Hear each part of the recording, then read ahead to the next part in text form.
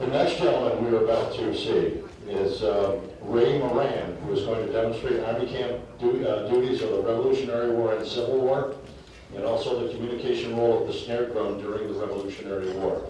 And he was recommended to us by Charlie Cameron.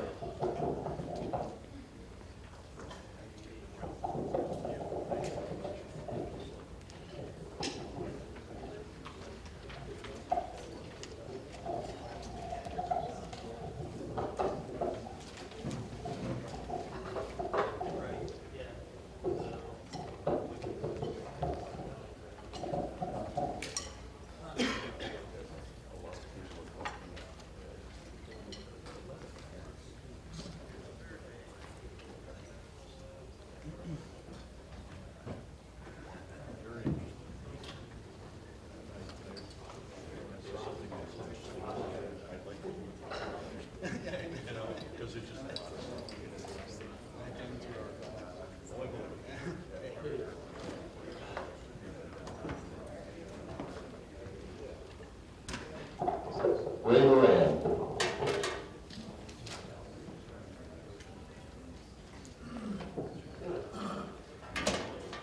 Good morning. You know the name. Roz and I, my wife and I, we live we're in North Carolina now. But prior to that, I grew up in Baltimore. And in approximately 1950, my brother, who was a drummer at the time, he played with the Hamilton Yankee Rebels, and he got drafted into the Army. So I decided I was going to surprise him and learn how to drum while he was there. When he came home, hopefully I know how to drum a little bit. So I contacted his drum instructor, and a name that you might know, Charles Buck Soisman. I think, how many people have heard that name before here? And as a matter of fact, he made this drum I'm using today. He made this drum. So he took me under his wing, and he asked me, he said, how would you like to join an ancient fife and drum corps? I had no idea what he was talking about. I said, I just want to learn how to drum. And he said, well, come, and he said, I'll hook you up with some guys. And all the fellows in the drum corps at that time, the fife and drum corps, they're older than I was. Like I said, I was going on 15 years old, and they were these guys were all in their 20s. But they took me under their wing and took care of me. We traveled all over the U.S., from Virginia all the way up to Massachusetts, and we used to go to the musters up there. And while I was traveling, I met a lot of the old drummers. Gus Moeller, familiar? Any? And Bobby Redigan. Matter of fact, I have a picture over there. If you later you can go look at it. It's a picture of Buck Soisman and Gus Moeller, and also Ted Kurtz, who was a fife maker in Connecticut. And we were up in Connecticut and took this pictures. I mean, it's really interesting to have those three guys together in the same picture. But getting back to the drumming, Buck Soisman was he was a fanatic as far as going back and learning all about the Revolutionary War and drumming and all that sort of thing. And he used to go. He made several trips to D.C. and over to the Library of Congress. Yeah, Library, very good. Library of Congress, and he learned a lot of information. By the way, Buck Soisman has, his first trivia question, Buck Soisman has 2 drums in the Smithsonian Institute. Does anybody know why they're there, besides Charlie Cameron? Kennedy's funeral.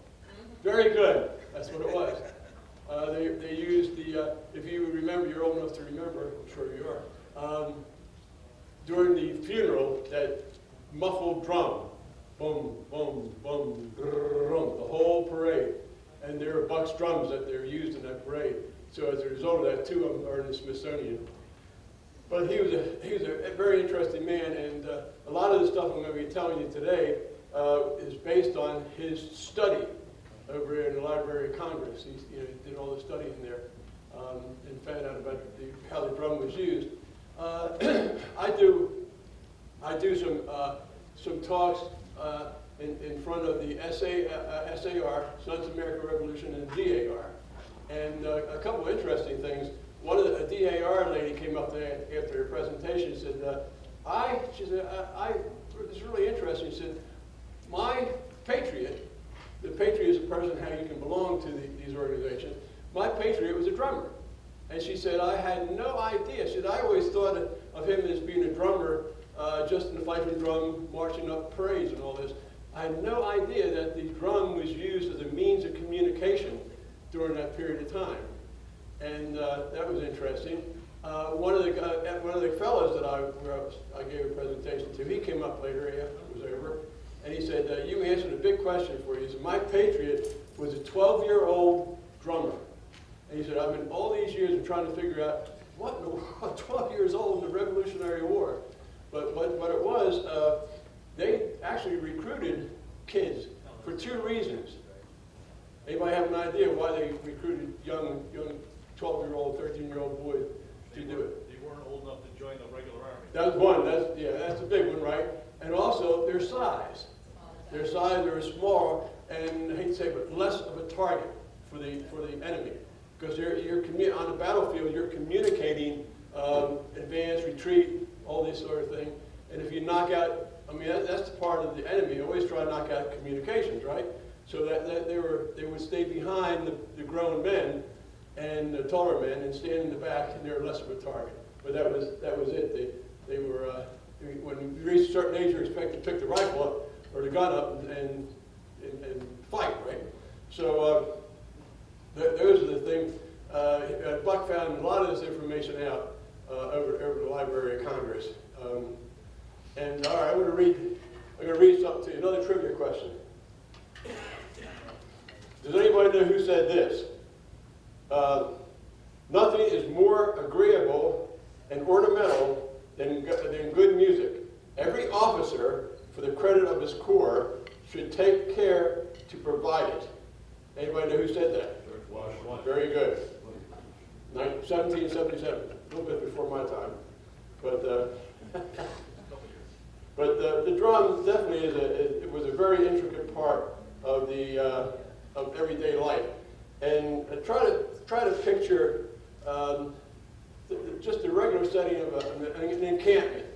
And usually the commander would be right in the middle, and then everybody was circled around him. Another thing that the drum major. The drum major, you all think of the drum major as a guy out in front of the parade leading the drum corps down the street, right? Well, that's part of his job. But back then, the drum major was a guy who actually recruited these young men and taught them the different code signals to use in the encampment and during battle. And he taught these, and he kept those young guys around him all the time. So if the commanders would say, I want to see all my first sergeants, he get the guys to go say, all right, first sergeant's call. So they get the first sergeant's call. And it was always I'm going to hit them in a minute here. And that's what his job was. He'd keep these young guys in tow and teach them all the different drum beats to be used. Now, all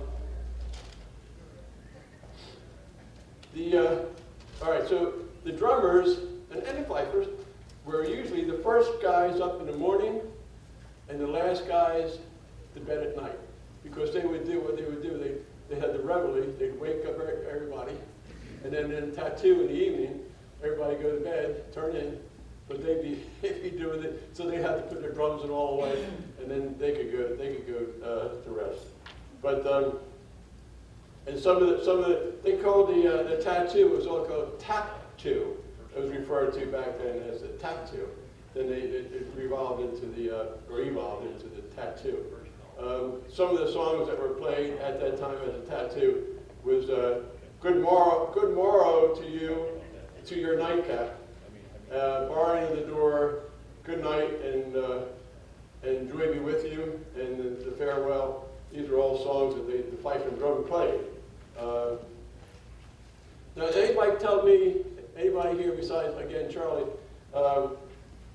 when Cornwallis surrendered, what did the Fife and Drum Corps play at Yorktown? Very good. World Turned Upside Down. You know the story behind that, right? That was actually a British song, and it was kind of like a rub on the British at the time. They were surrendering, so it was, when they played that, it was kind of like to a rub to them. Your world is turned upside down because you're out of here. You know, you've been defeated and you're out of here. So anyway, I'm going to give you a couple of demonstrations here of like, all right, they had in the encampment, some of the guys were in charge of water, bringing water back to the place where they're doing the cooking. So they say, we need water. Give the command.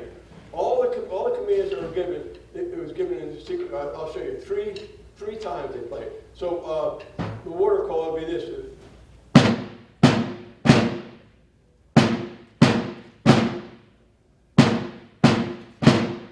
So it sounds like water dripping, right?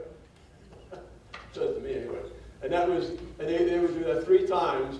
And that if you were on water detail, you went and got water and brought it back to where it needed to be. Or if it was a wood call was this.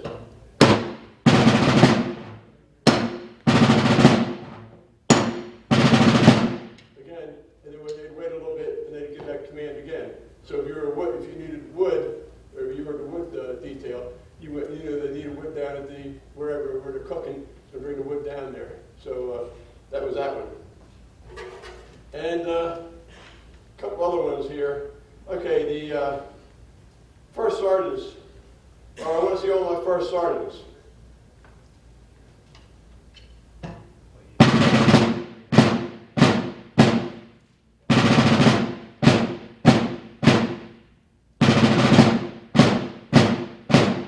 So if you were a first sergeant, you knew to get up, whatever you was doing, and go down to the command tent because the commander wants to talk to you. Another one was the okay, all non-coms. Okay, all non-coms was.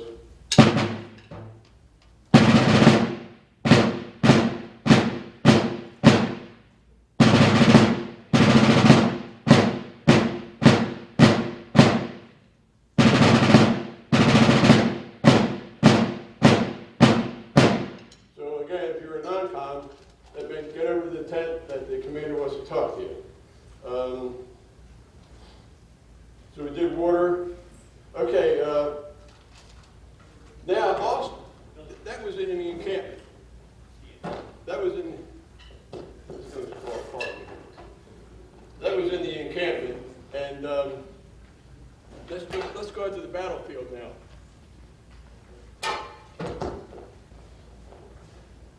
Can you hear me without this?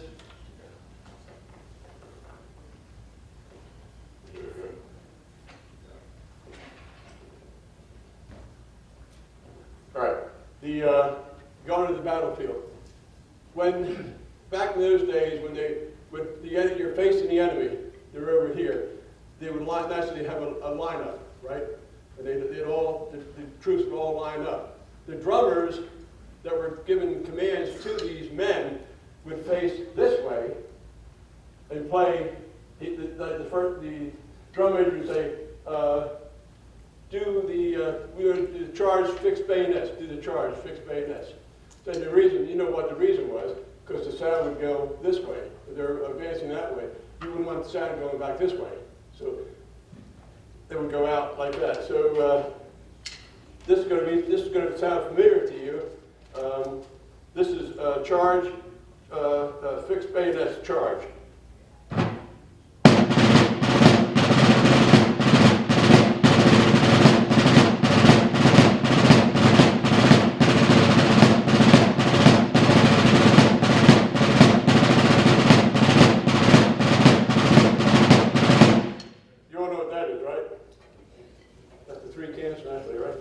But that was also the charge, and with the fixed bayonets. So they, it was really something when you think about, they didn't have this, they didn't have this. I don't know what the kids would do today with this thing, right? So this was it. The communications was it. In the encampment and on the battlefield, and they had everything you can think of. They had a call for it. They had church call, like I've already gave you wood and water call, church call, any kind of thing, anything you can think about. They had a call for that, and that. I mean, how else were they going to communicate? There was only one way to communicate, and this carried. Now, who can tell me what were they go? Let's go way, way back, even before this. What were the means of communication? Very strong. The Indians with the smoke signals, and also the hollowed out trunks. And then I guess we picked up on that. They were communicating with the beating on the hollowed out trunks. So we improved with the snare, right? And it carries further than a hollowed out drum. I mean, tree trunk. So we improved on that, and it was a great means of communication. So, do you have any questions about? Yeah. Would you mind playing that wood call again? Yeah. Just the idea was this. Like it sounded like wood, you know.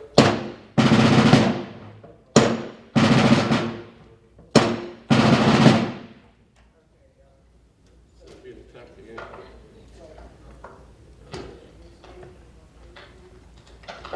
I'm sorry. Got it?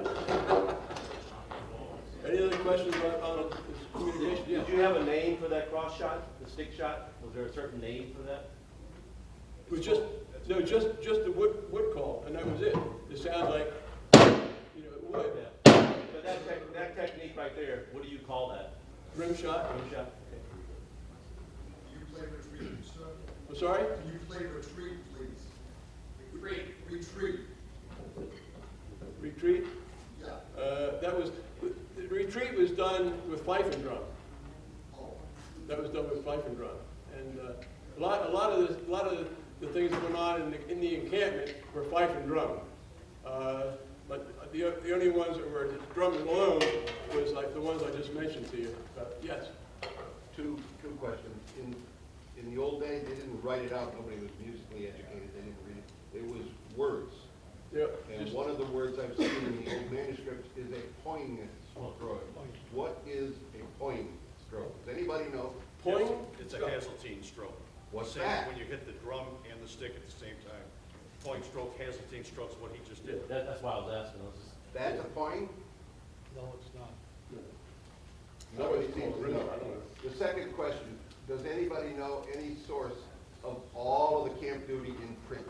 Yes, I have it. I'll show it to you if you see me later. Okay. Thanks. I have a book with all the camp duty, with all the calls and all that. All right. So I'll show it to you. And you can write for it. Thank you. Thank you. Thank you very much.